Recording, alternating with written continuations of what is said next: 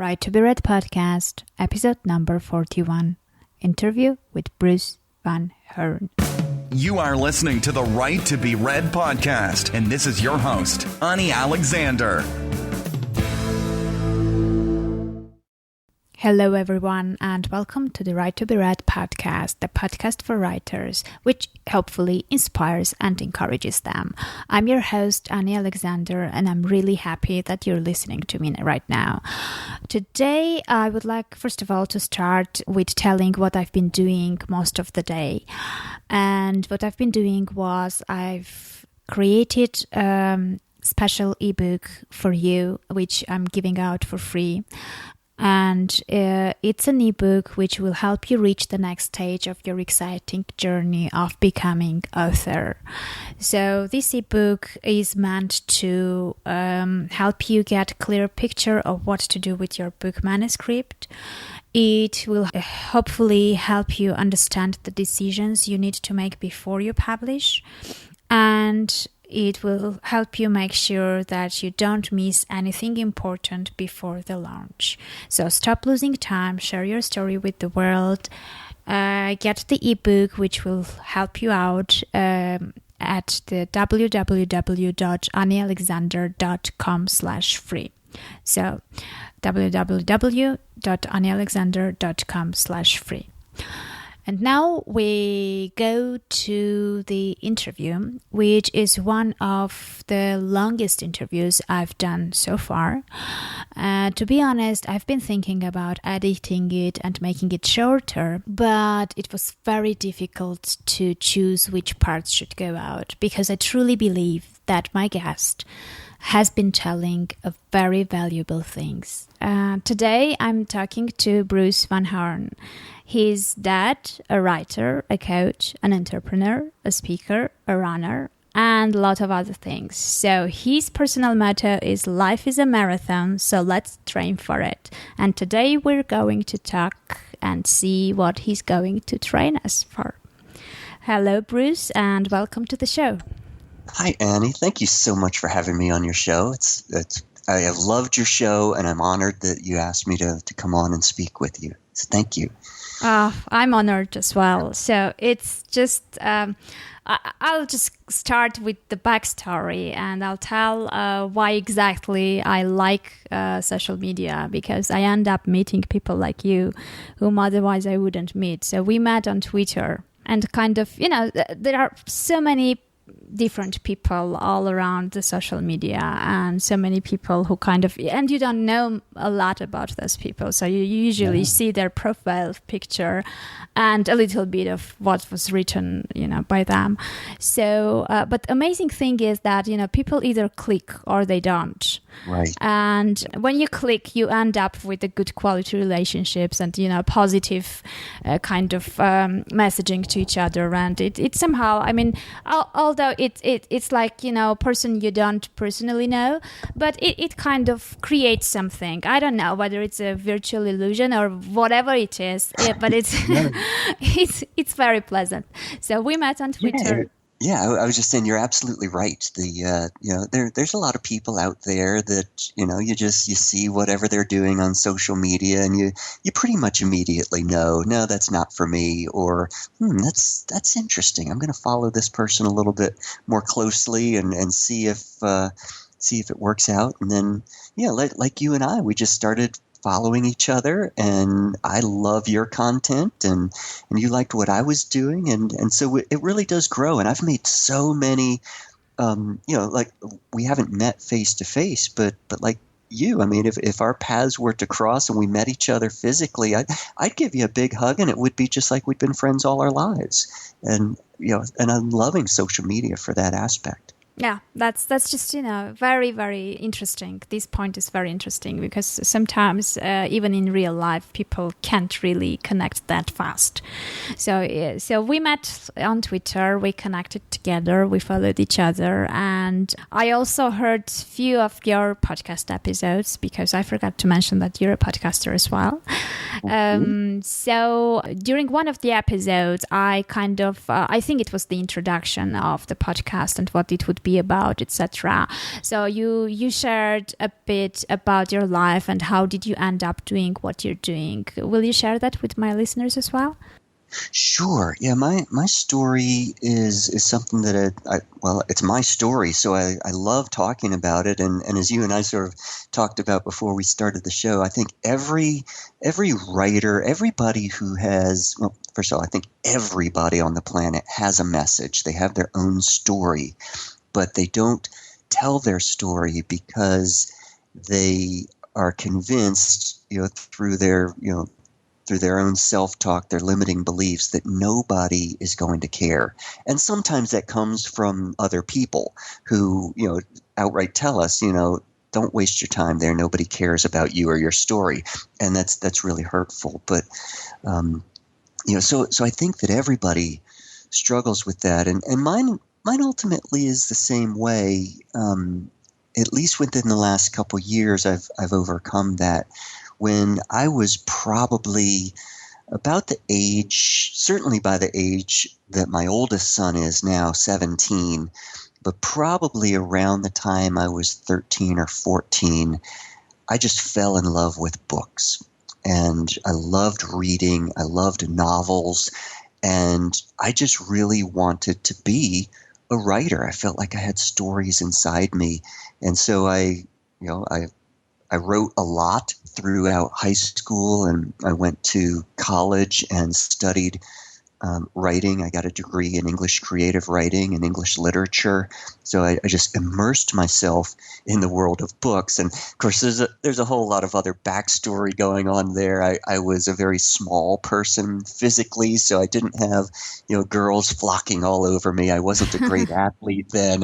And so I think I think I did a fair amount of hiding inside books and inside my own writing too. And I know that's probably a fairly common story among writers, that it was a safe place for me to explore my imagination in the world rather than being out in the real world. But, I did something that so many people do. I won actually a lot of very nice, somewhat prestigious awards for writing when I was in college, and really thought that that's what I was going to do for the rest of my life. It was where my passion was. But when I graduated from college, I got a job. And, I set about making money and providing for what would become my family. I got married and started having kids, and 25 years later, realized that I had completely forgotten my dream. I had completely forgotten that I even wanted to be a writer. I just got caught up in the day-to-day aspects of living, and through a lot of different circumstances in my own life. I also have an entrepreneurial bug, and so I started a few businesses, and 2 of them went under. I wound up filing bankruptcy, which is a huge blow to anybody's self-image and self-worth. Mm-hmm. So I was feeling bad about life. I had a lot of painful things in relationships. I also had a daughter who passed away, so I spiraled into this world of negative thinking, that bad things were always going to happen to me. And by the time I was 42 years old, I literally hated my life. I was just going through the motions. I had a 6-year-old and a brand new baby. So my 2 boys are 6 years apart. We had our daughter was in between the 2 of them. But I was just not enjoying my life. Every day I was getting up and sort of dreading, what would happen today. And for me, the highlights of my day was going to bed at the end of the day so I could fall asleep. And, so you just get caught up in this rat race of forgetting what your dreams are about. You're not planning for the future. You're just reacting to the way life is coming at you. And because you're sort of expecting the worst things to happen, that ultimately is what you wind up attracting into your life. I wasn't aware of all of that then, but I look back and I realize that because of the beliefs that I had, the way I showed up in the world, the way I interacted with other people, sort of expecting the worst from them. People will sort of deliver to you what you expect from them, has been my experience. And I expected the worst from myself, and I expected the worst from others because that's what I was getting for a while. And it just does become this self-fulfilling prophecy. And then my world changed. In 2005, I was 42 years old, and my older brother came to our town. I live in Richmond, Virginia, on the east coast of the United States. And my older brother, who's 16 months older than I am, he came to town to run our local marathon.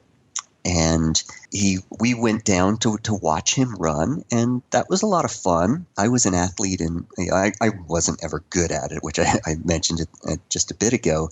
But I was on the cross-country team of our high school, and that was about it. I liked to play what we call soccer here in the United States, what you call football over in Europe. So I was fairly – I thought I was pretty good at it, but certainly not enough to go on and play it in college. So I just gave up all athletics altogether. And so at 42, I was overweight. I was out of shape. I was really struggling to keep up with my 6-year-old when we would go to ride bikes or just play in the yard. And so my brother, when he came to town, he said, you should really do this. You should start marathon running. And I literally laughed at him. And I said, no way. First of all, I don't even like driving 26 miles or 42 kilometers, let alone run. Everything that I want is within a 5-mile radius of my house. All the restaurants I like to eat in, all the shopping that I need. No. So, but he said, it's actually a lot easier than you think it is. The hardest thing about running a marathon is making the decision to at least try it. And I didn't believe that, first of all, but over the next weeks, that thought kept me up at night. It really did. And so I decided, well, if my older brother can run marathons, then I can at least join a local gym. It was winter, so I had no desire to run outside where it was cold. So I decided to join a local gym and get on the treadmill and start at least to get in shape so I can keep up with my boys. And so I did that, and it was an absolutely miserable experience. I did not like it at all. I thought that I would just be able to hop on a treadmill and start jogging and keeping up with all of the very physically fit people who were also at the gym. And it just didn't work out that way. I think it was almost a month before I was able to finally jog a mile on a treadmill without walking. But I did keep going. There was something inside me that said, if you just keep going, this will eventually get easier, like your brother said it would, and that you have to make the decision every day to do something to improve yourself. And so right then I was interested in improving myself physically. And then I was able to run 1 mile without walking. And that was such a huge victory to me. For a lot of people who, and even myself now, as I look back on it, I think, really, 1 mile, what's the big deal?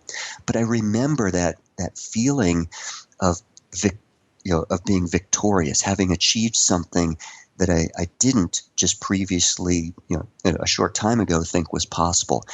And I think it was literally 1 week later, I was able to run 2 miles without walking. And then I was able to run 3 miles. And by then it was getting a little warmer outside. And so I entered in a local 5K. And so I ran in that. And then by this time I have the running bug. And less than 1 year later, my brother came back to town to run that very same marathon. And I ran the marathon with him and I beat him. Wow. And so I was just very, very excited about that. But it wasn't really about what happened to me physically. It was during the training for running a marathon that my entire mindset shifted. my entire belief system in who I was and what I was capable of completely changed. And while I was living my life up to that point in such a way that I was only reacting to what life threw at me. And so I often use the analogy that I was like this 150-pound weakling in a boxing ring with a world-class boxer, and life was just beating on me. And I wasn't able to look up and be strategic about anything in my life. I may have been throwing a punch or here too, but it was more defensive than it was offensive. Mm-hmm. And so running a marathon and training for that made me realize that there are always going to be things in our lives, Annie, that we cannot control. There's no way around that. Life happens, and there's a lot of things that we cannot control. But one of the things that we are absolutely always in control of, regardless of the situation, is our attitude. And there are a lot of things in our lives that we can control. We can, for most of us, unless you have some kind of physical disability or some kind of medical condition, almost everybody on the planet can take control of their physical fitness and their health if they choose to do so.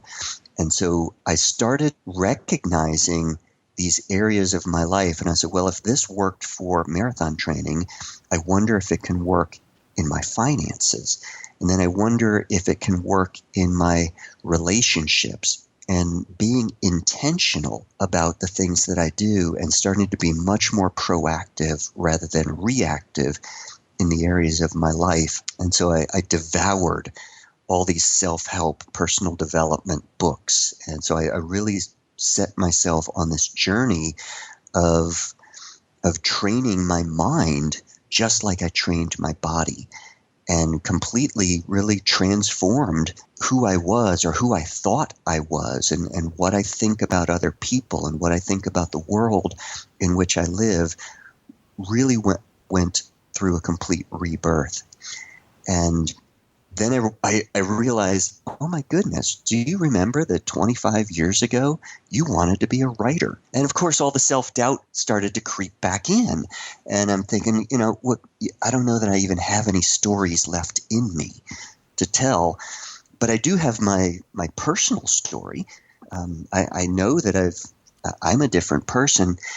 Maybe I'll start writing about that. And so I decided I would start a blog. And so I purchased the domain brucevanhorn.com, and I set up, I think I started on Google's blogger.com platform. Mm-hmm. And that was fine for a while. And I think my mother was the only one who read my blog for like the first 3 months. But then, I just started writing about my life and the struggles that I had gone through, and some of the things that I was doing to try to change myself and to try to change the way I interact with my family and with my friends and my coworkers. And when I started to do that, and I think it was the expression of my own vulnerability, I knew that I couldn't come out and start writing about personal development because I was still very much in the developmental mode. So I didn't want to even attempt to come off as an expert because I didn't think of myself as that. But I started writing about my vulnerabilities, and I started just being very open and honest on my blog, and it really started to catch on. So more and more people started to read it and interact with me, and of course that gave me more motivation and created momentum for me to keep going. And by this time, I had started to, I had run many marathons. So I was in the process of helping some of my friends become marathon runners, or at least get their lives physically fit. And so one of the things that I decided to do in 2012, so 2 years ago, I decided that I would blog my way through a complete 18-week marathon training cycle. And the other thing that I knew was there are a ton of blogs out there about running, and most of them are very technical, or they're just about running.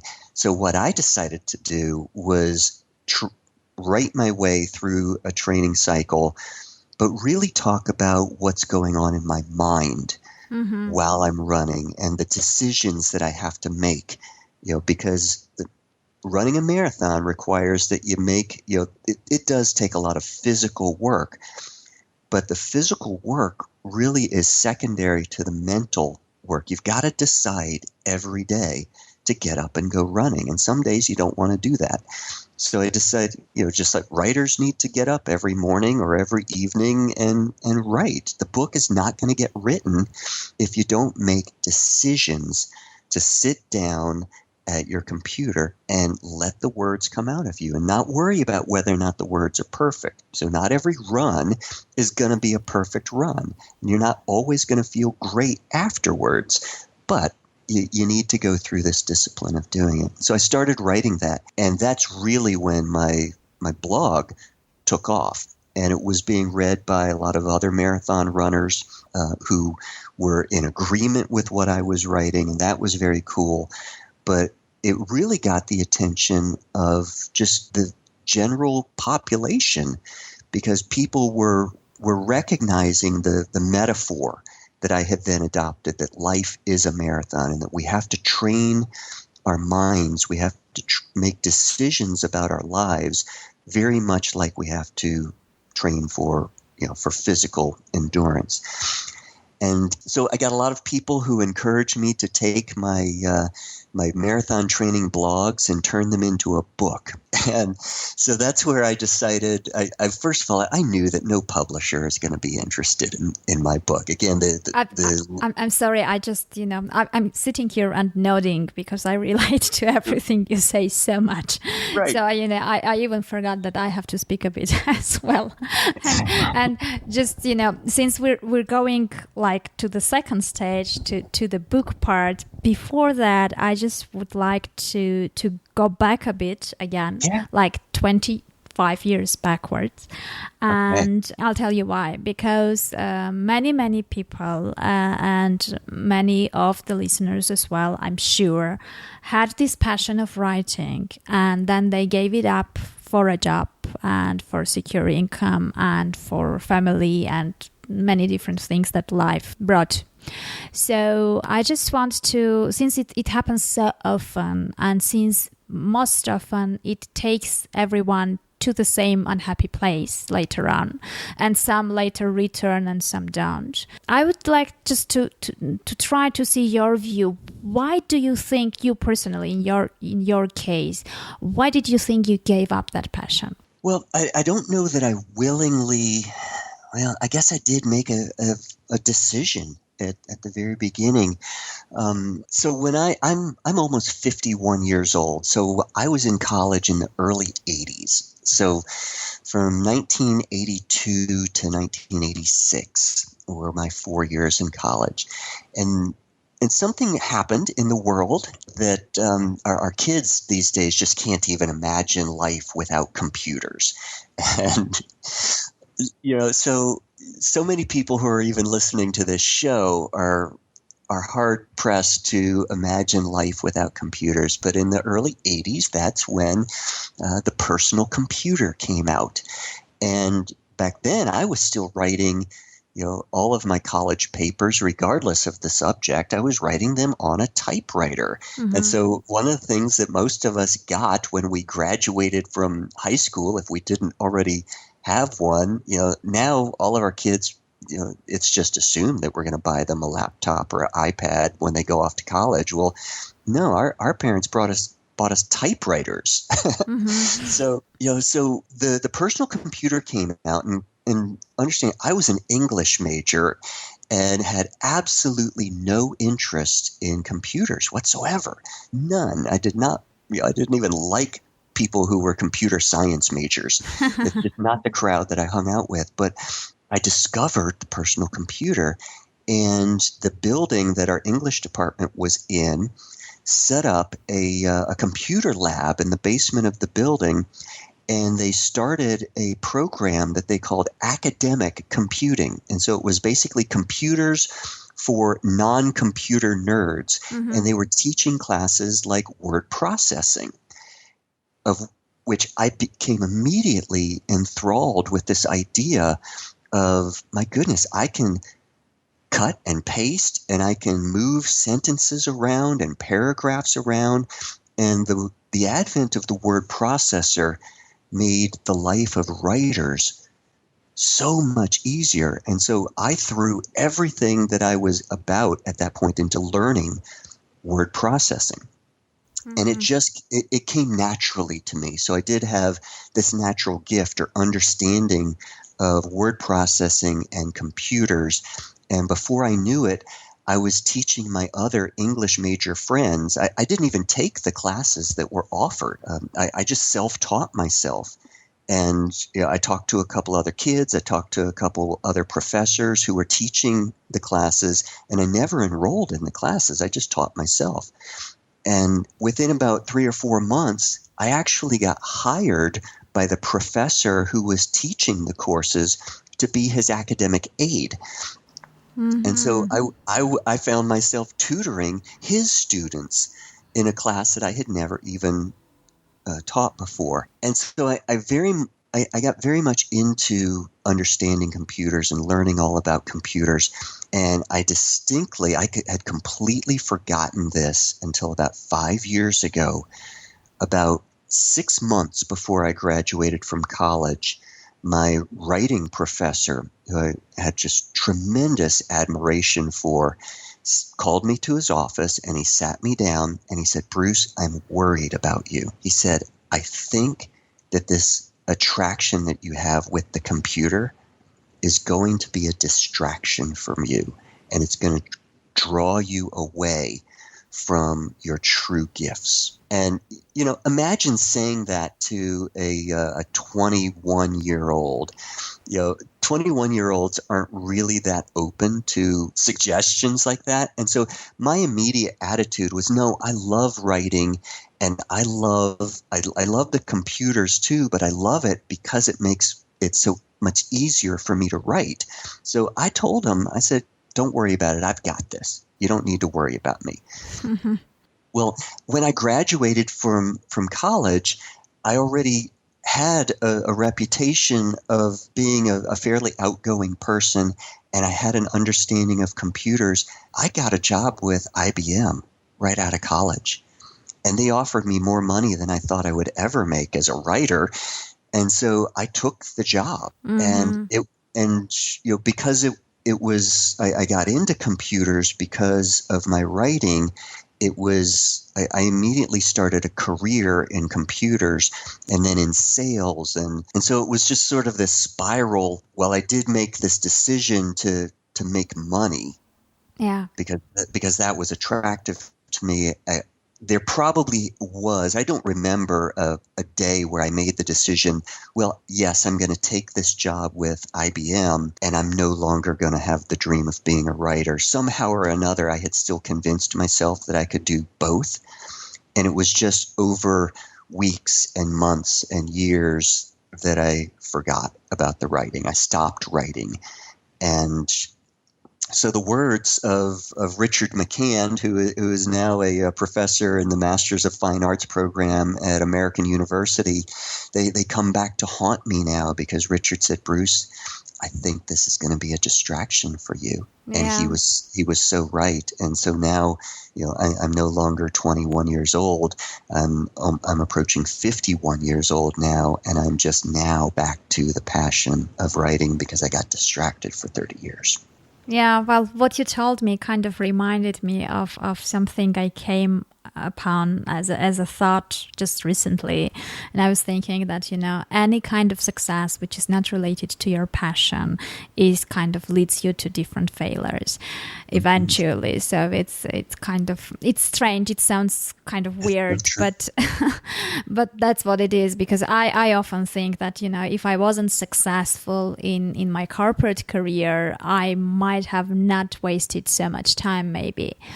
Right. So yeah, exactly. It's just, it sounds so familiar. You can't imagine. And it's so deceiving too, because we think, and for a while I really did believe that computers and my ability to communicate and to sell and to train people. I wound up being a corporate trainer. I traveled all over the United States and Canada teaching. I got into the web development world, the e-commerce boom in the late 90s, and I was very much on the forefront of that. And so I was building e-commerce websites long before e-commerce websites were cool. And now it's just assumed that everybody has the ability to sell things, and that was not the case in 1997, 98. And so I was really on the forefront of that, and I loved teaching people how to do that. And so I've taught at some of the biggest corporations in the world, let alone America. I taught their IT departments how to build websites, and I loved that, and I was very good at that. And it's so easy for us to confuse the things that we are competent at with the things that we're passionate about. Yeah. And it really took a lot of introspection on my part to realize that what I have been doing for the last 20, 25 years, I'm really, really good at it. But it's not what I'm really, really passionate about. So what made you leave? Well, I have to, in the interest of full disclosure, I haven't entirely left. I am not a full-time writer and podcaster and public speaker and life coach. Well, I probably could be. I still do have my hands. I'm part owner of a software company. I started a company 12 years ago, and my business partner and I, the business does well. And over the last couple years, he and I are growing in different ways. He has a passion other than running a software company, and I have my passion now, which I think is obvious to you and everybody, and I don't want to be doing it.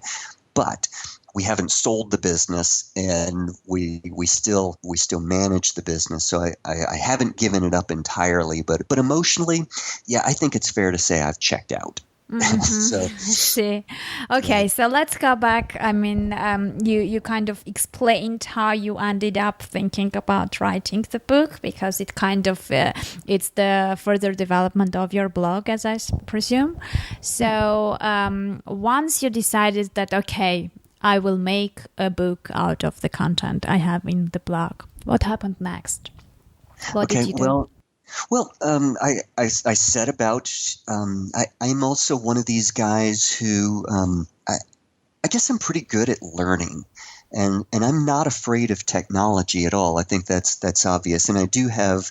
I know a lot of writers who are just not technical.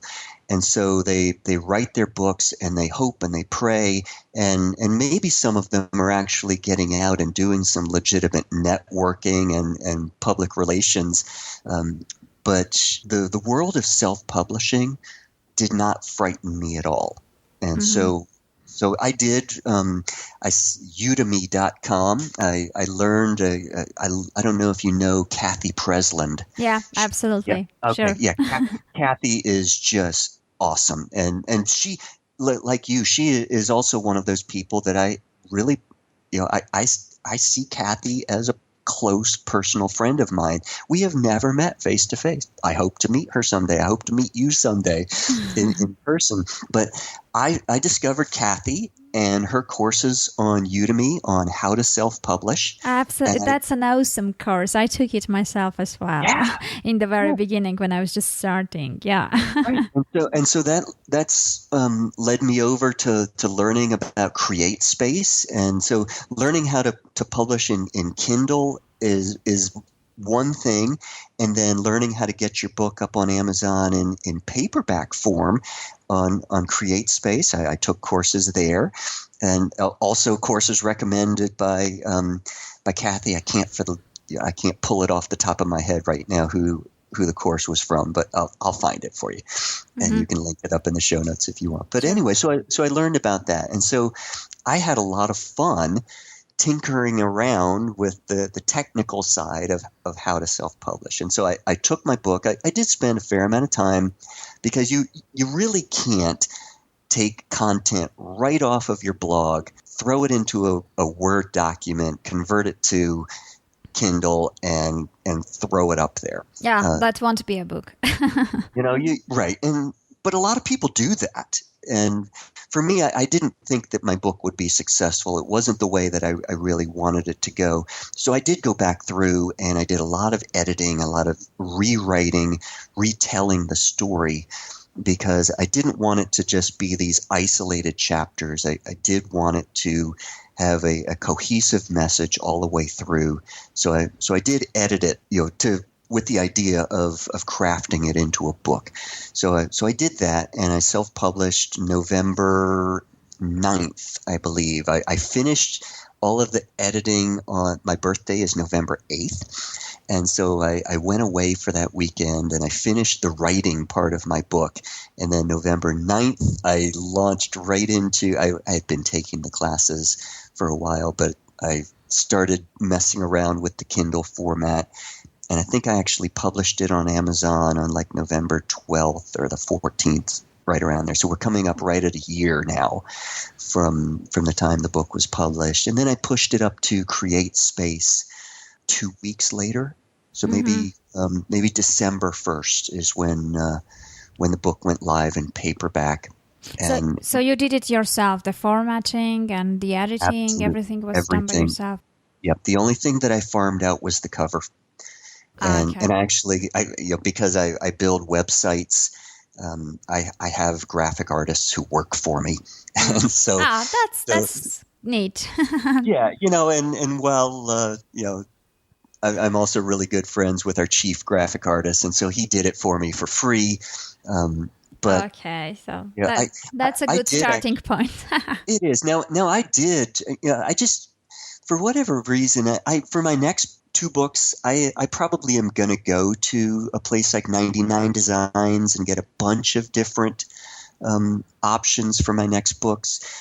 I did try the Fiverr route. But what came through with Fiverr, I was not at all pleased with. And so I actually showed what I got back from Fiverr to my graphics guy. And he just kind of rolled his eyes and he says, yeah, I can do something a lot better than that. Yeah, because usually that's what you get from Fiverr. I mean, you have to be very lucky to end up with someone who can do something decent. And it's I think it's fair, because if you're paying just $5, you get whatever is worth $5. So I've found some real value, through various things on Fiverr, but yeah, my book cover just wasn't. Yeah, well, my podcast intro is from Fiverr, and I really love his voice, and it's done very well. It's fine. In fact, my podcast cover art is from Fiverr. Oh, okay. So, okay, you put it out there, you launched your book, and I presume you started checking your sales figures, often, yeah? Yeah. But because that's what usually happens, you put it out there and you start refreshing the screen to see what's going on. Right. And what did you see then? Oh gosh, Let me back up before I answer. What I saw right away was, I think, in the world of a lot of writers, and I don't want this to come off. I don't want to sound egotistical about it, but yeah, I had success right out of the gate. So I was pleased with the downloads and the sales right from the start. But I set out with that intention. I had no intention of just putting my book up there and hoping that people would discover it. So you need to understand, and your listeners need to understand what I was doing in the background. I have right now, at the time you and I are talking, I've got 282,000 Twitter followers. Yeah, that's very impressive. Yeah, well, thank you, and it's been great because I'm very proud of my Twitter fans and my flock, because they engage with me more so than just about anybody I know on Twitter. I have got the greatest Twitter fans in the world. I really do believe that. And because they retweet me, I'm usually in the top 1/10, or at least the top 1% of all Twitter users for retweets. I get retweeted about 3,000 times a day. I get mentioned in the neighborhood of five to 6,000 times a day. And it's great. It wasn't always that way. And so one of the things that I did, I know a little bit about launching products because of my software background. And I spent more time in the beginning. I knew that I would start writing again, and I knew that I would eventually start to write books again. But what was really important to me was and I don't remember if Michael Hyatt's book Platform was very helpful to me. I think I already had the idea that I needed to build a platform first, but I think that the popularity of his book and his podcast emphasizing the fact that, so when you get a guy who was president and CEO of Thomas Nelson Publishing for years and years and years, and at least in the United States, they're one of the big boys in the publishing world. When he says, as a book publisher, that the first thing that they're going to want to know when you drop a book proposal on their desk is they're not even going to read it. The first thing that they're going to want to do is find out what kind of following do you have. Yeah. Have you been promoting your own work? Because the world of publishing is so different now. The world of publishing literally is the mechanics of it. And I can do the mechanics of it myself. So they are no longer the big promotional or public relations arm of the world of publishing anymore. They literally will take your book, they'll format it for Kindle, they'll format it for they'll format it for print. They have their distribution channels to get it into all the bookstores. But in reality, when Amazon.com is selling more than all of the big major physical store retailers combined, why wouldn't you go straight to Amazon? So I started building my platform. And so I started engaging with audiences. And about the time I started writing my book, I think I had 17 Twitter followers. But very quickly, I discovered that Twitter was a social media platform that I liked. I liked the speed of Twitter. I liked the interaction. You and I became friends on Twitter, and yeah. I've established some great relationships. And so it has grown and grown and grown.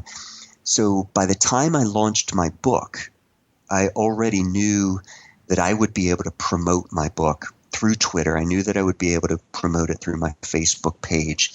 I also developed because of relationships. Now, you and I weren't friends at the time I launched my book, but I had some pretty big names of other people who were pretty popular on Twitter who I did have a very strong relationship with. And I gathered those people together to be part of my launch team. Mm-hmm. So part of my releasing the book, the weeks and months before that was sending, advanced reader copies of my book out to those people and getting them to read it, and then putting it up on Amazon and getting them to go to Amazon to write reviews. And before I ever told anybody that my book was available. So the mm-hmm. launch team aspect of it was vital. And so the day I sent the first tweet out about my book, You Can Go the Distance, is now on Amazon. Please rush over there. And I did not do what a lot of writers do, where they give it away for free. Mm-hmm. But I did set the price at 99 cents. I am going to have a free.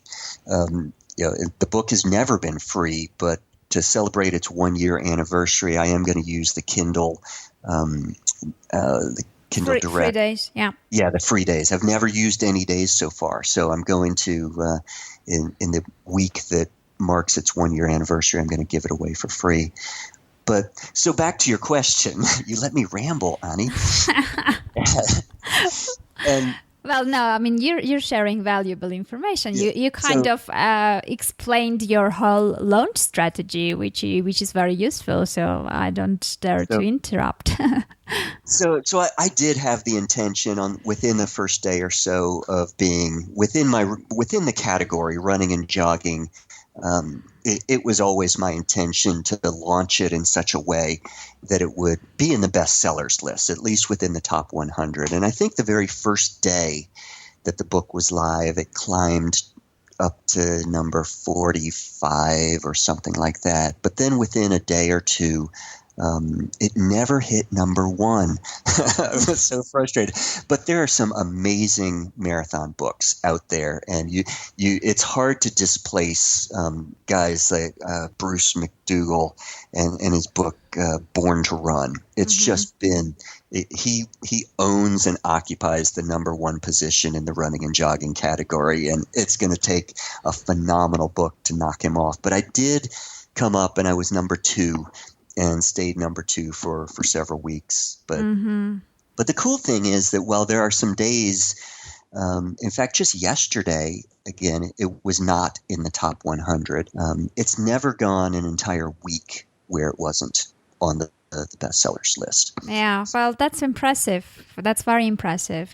But I just would like to get your opinion on this. Let's say if we're talking about newbie writers who are just building their platform, so apparently, they have a completely different figures of how many followers they have and how many likes and how many relationships, etc., because they are just starting, let's say. Well, yeah, they're just starting, but they can't compare their start to where I am right now, but they could certainly compare their start to where I started. Yeah, exactly. So what my question was, would you advise them to hold off with the launch of their book before they have a substantial size of the platform, and then only, hold it off for a year or two or whatever it takes, and then only launch it later but successfully? Or they can do it parallel? What do you suggest?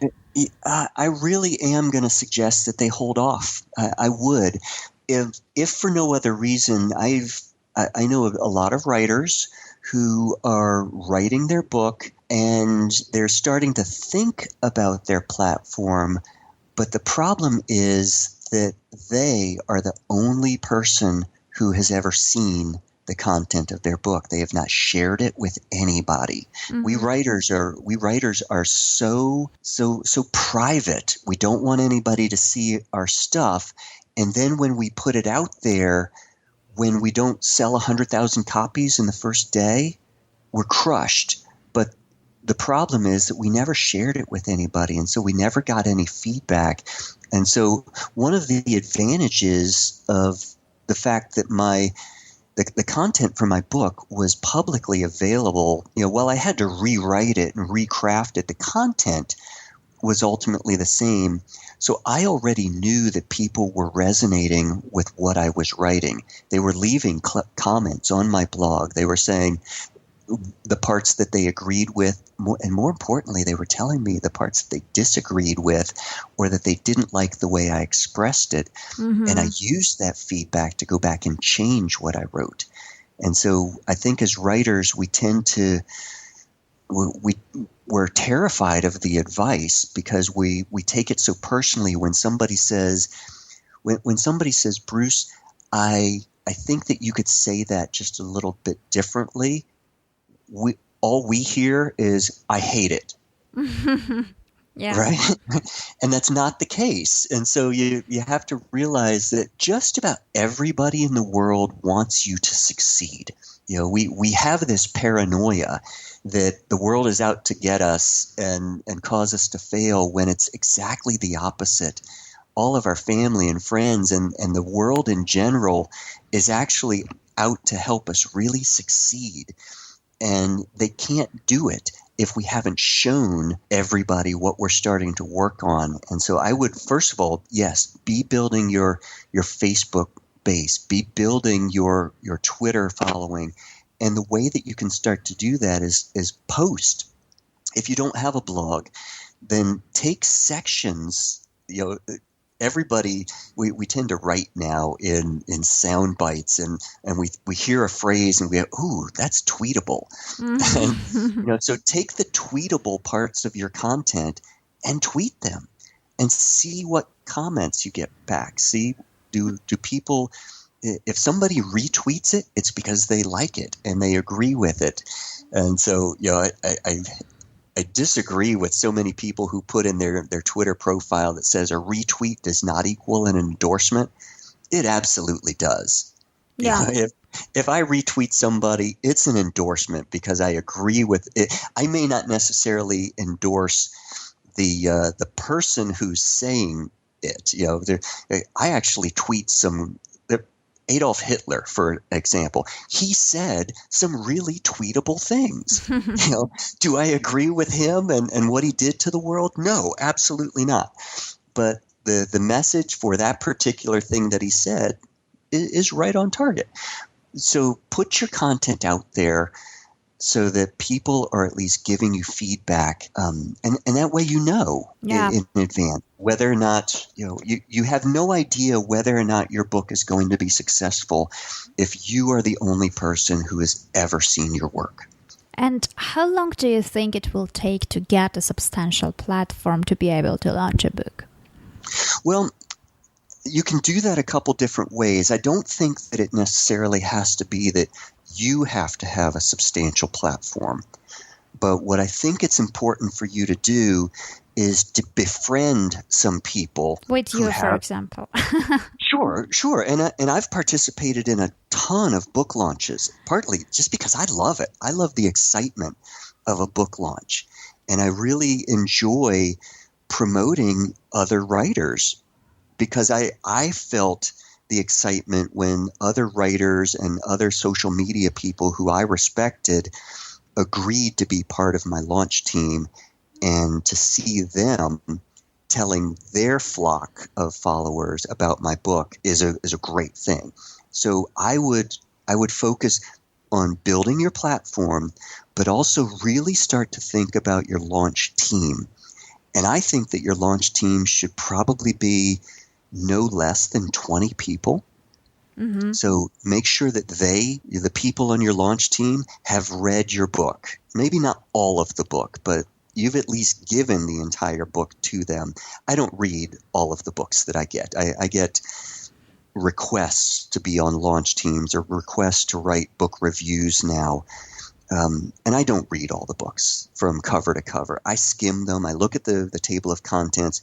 First of all, don't even approach me about a book if your very first tweet to me is, "Hey, would you please review my book?"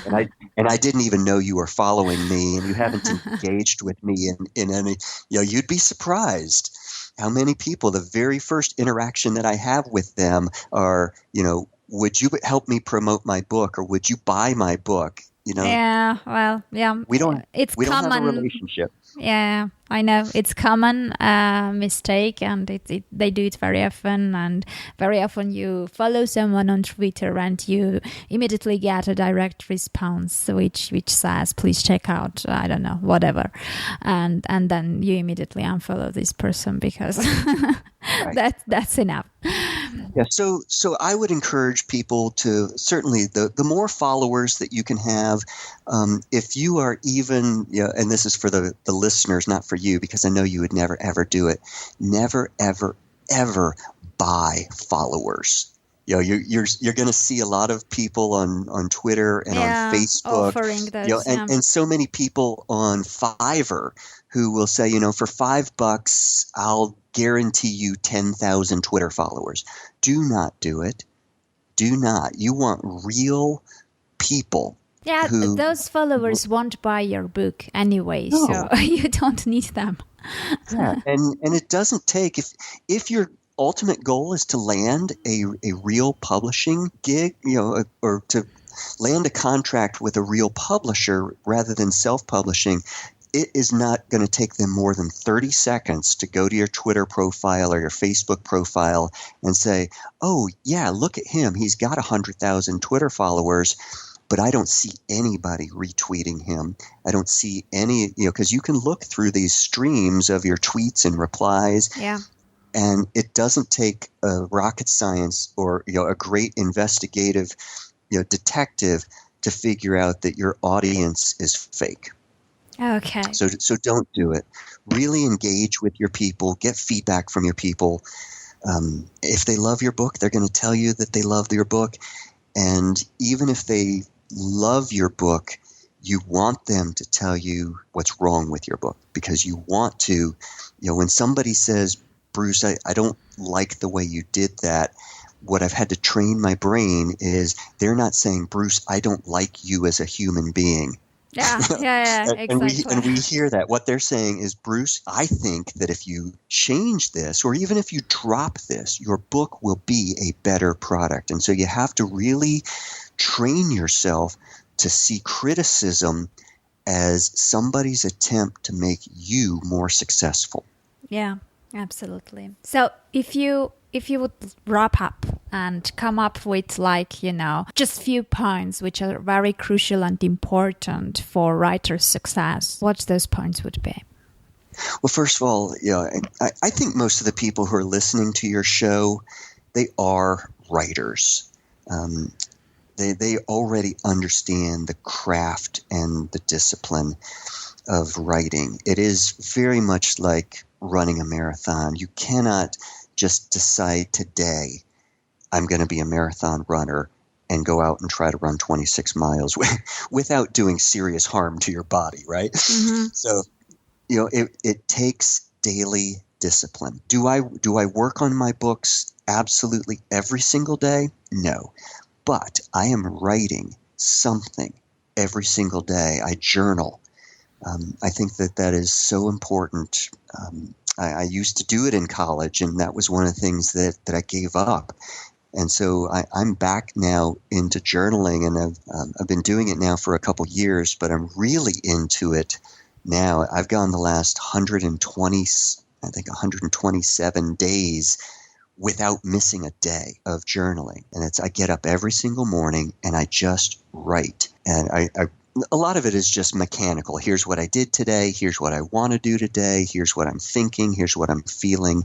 Sometimes I'll do what's called stream of consciousness journaling, where I'll just open up a notepad file, and I have no intention of even saving it. I'll open up my computer, whether it's in Microsoft Word or just Notepad or whatever, and I will just type for 15 minutes whatever comes into my brain. And I'll often even close my eyes so that I'm not tempted to press backspace and correct spelling. Just learning to let your brain and your fingers synchronize with each other so that what you're thinking is flowing out. So I think that's really important, is the daily discipline of writing something. Mm-hmm. But always have this goal of, is this getting me closer to my book being done? So I think that's really important as a writer. And also, I think that a lot of it has to do with perceiving yourself. And this is really the space that I'm in right now. My podcast is only 3 weeks old now, and it's, as of this morning, it was number 2 on iTunes this morning, which just blows my mind, because I talk about self-esteem and self-worth and how your attitude and your intention. So for me, when I launched the book, my intention was to launch it with the goal of it being a bestseller. I didn't just put it out there and then sit in my bedroom and constantly hit refresh to see who was browsing it. Everything that I did was very intentional. Mm-hmm. So that's the other piece of it. So, yeah, and just don't be afraid. If you don't think that you're going to go the traditional publishing route, which is really, really hard to do, look into self-publishing. It's a lot easier than you think it is. And, check out people like Kathy Presland, and, learn about how to take your book and convert it to Kindle format or these other e-reader formats. It's a lot easier, or at least find somebody.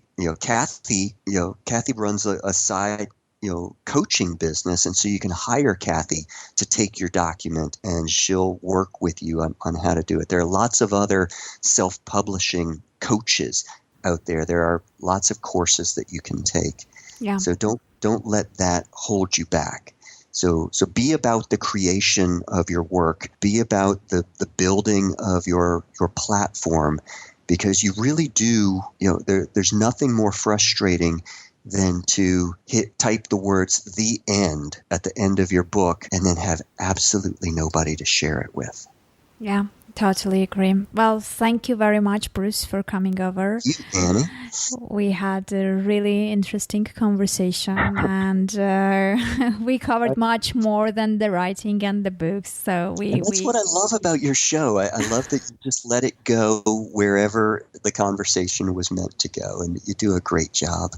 Well, thank you. Well, we covered actually a lot about life, and writers write about life, and life kind of brings us different stories which we later on write down, so it's very important too.